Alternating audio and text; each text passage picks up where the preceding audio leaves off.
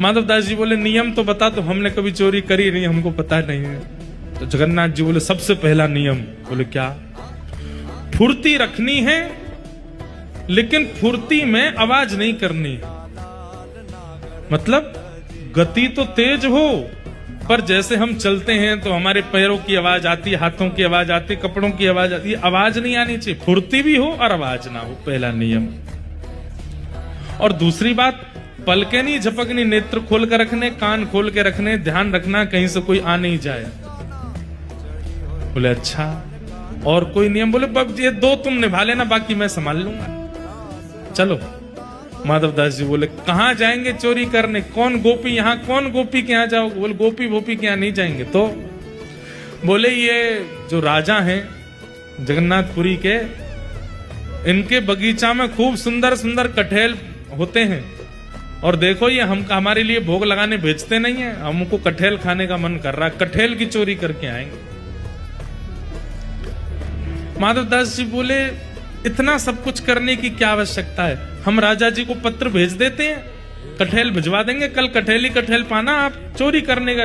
अरे माधवदास फिर तुम वही बात कर रहे हो, तुम कटहल मंगाओ, चलो कह दो राजा से कल एक कटहल भेजे। कटहल आया, बोले अब इसकी सब्जी बनाओ, सब्जी बनाओ। अब हमने पाली, अब तुम पाओ। वो पाली, बोले अब स्वाद मिल गया? बोले हाँ, अब तुम चोरी वाले कटहल का स्वाद देखना, इससे दुगना होगा।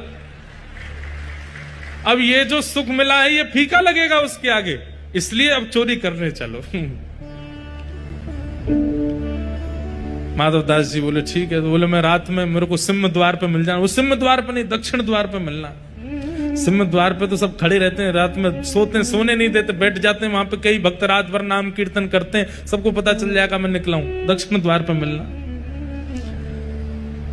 दक्षिण द्वार पे माधवदास जी बाहर प्रतीक्षा कर रहे हैं। रात्रि में ठाकुर जी आए, चुपचाप छोटे से लाला बन गए, बड़े बड़े नेत्र हैं, कारे ठाकुर जी, और सुंदर एक पोशाक अपनी ऐसी धारण करके आए, आंख ही आंख दिख रही है बस। माधवदास जी ने अपने कंधा पे बैठा लिया, और यहां दोनों हाथ रख करके श्री जगन्नाथ जी जा रहे हैं चोरी करने।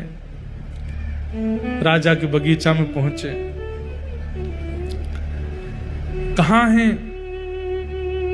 बोले देखो सामने कटहल का पेड़ है, वहां चलो। पहुंच गए बगीचा में, अंदर जाकर के जगन्नाथ जी उतर गए नीचे। ठाकुर जी बोले अब ऊपर चढ़ना पड़ेगा, ऊपर से कटहल तोड़नी पड़ेगी। तो माधवदास जी बोले कौन से